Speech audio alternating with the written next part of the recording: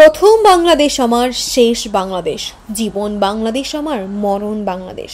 বিএনপির দলীয় সঙ্গীতের মধ্য দিয়ে রূপসা ৫ নং ঘাটভোগ ইউনিয়নে বিএনপির সাম্য সম্প্রতি সমাবেশ অনুষ্ঠিত হয়। এ সময় কেন্দ্রীয় বিএনপির তথ্য বিষয়ক সম্পাদক আজিজুল বারী হেলাল বলেন, বাংলার ইতিহাস সম্প্রতি এবং সৌহার্দ্যের ইতিহাস। বাঙালি জাতি হিসাবে আমাদের যা কিছু অর্জন তার পেছনে রয়েছে ভ্রাতৃত্বের বন্ধন, ভালোবাসা। এছাড়াও দেশের এই ক্রান্তিকালে সাম্প্রদায়িক সম্প্রীতি ও সৌহার্দ্যপূর্ণ পরিবেশ বজায় রাখতে সকলকে দায়িত্বশীল ভূমিকা পালন করতে বলেন।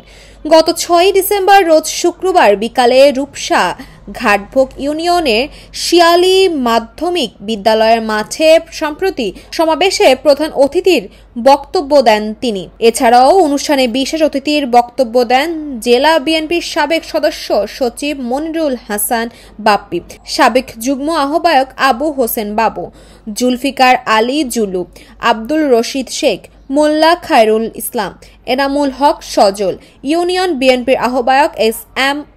মালেক, সাবেক যুগ্ম সাধারণ সম্পাদক জি.এম. কামরুজ্জামান টুকু, উপজেলা বিএনপি আহ্বায়ক মোল্লা সাইফুল রহমান সহ অনেকেই। এছাড়া অনুষ্ঠানের সার্বিক পরিচালনা করেন ছাত্রনেতা আবু জাফর ও রনি লঙ্কর।